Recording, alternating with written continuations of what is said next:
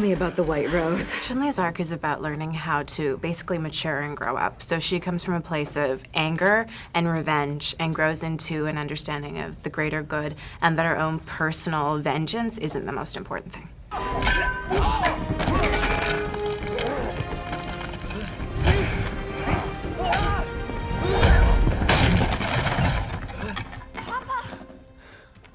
Chun-Li? Where are you going?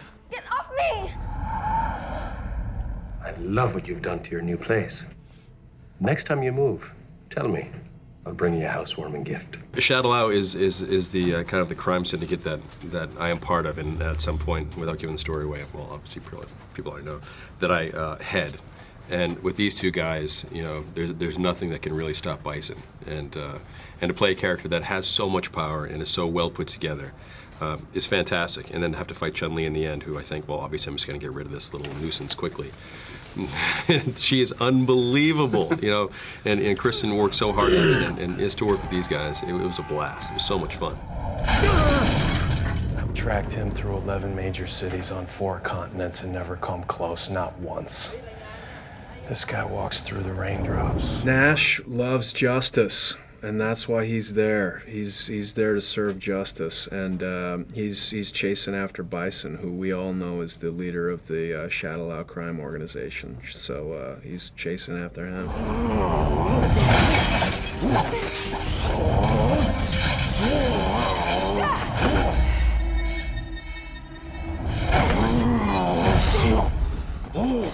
No wonder you wear a mask. The mystique about Vega is that you don't know whether he's mortal or immortal because of his whole, just the energy that he presents, the way he speaks.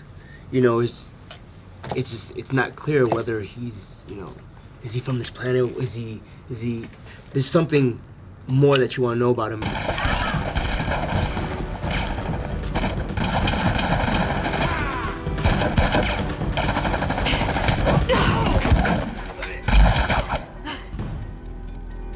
I'm not the spoiler or anything, but one thing I do want to remind everybody that's on the website is you forget about that old movie. You forget about that old movie and don't worry about it. This is an action-adventure origin story about one of the kicking-ass females that's ever existed in video games, and that's what it is. I certainly hope it doesn't erase the memory of the older film, because the older film was terrific. You know, this is just completely different. What Ashok and Patrick and Andre wanted to do was, you know, the producers and the director, was to make a really fresh take on the whole thing, but still keeping to the core of what Street Fighter is. And I think that's what we really did, and that's what we aspired to do. Once you read the script and like see the team involved, you know it's not going to be the same thing. It's not even close. I think it's a completely different franchise.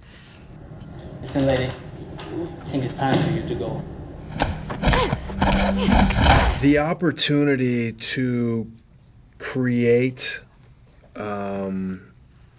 in the world where the story takes place, in the actual world, our story is set in Bangkok, and we were in Bangkok, Thailand, and it takes on it's a character in and of itself in our movie, and so crucial and such a special experience for us as actors and storytellers to be.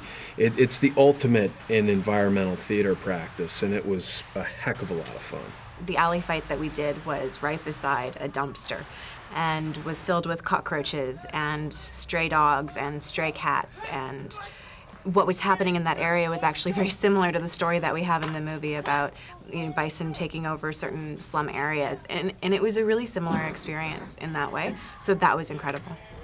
Michael was doing his first fight scene, and he set the tone. He was working so hard and smashing things, and literally like a kid in a candy store. His grin was huge, and it was infectious. You know, it was completely infectious to everyone, the whole crew. And for the next 3 months, I mean, literally, we had a blast doing it. We had fun. We worked our butts off. We did. We did work, but it was fun. Yeah.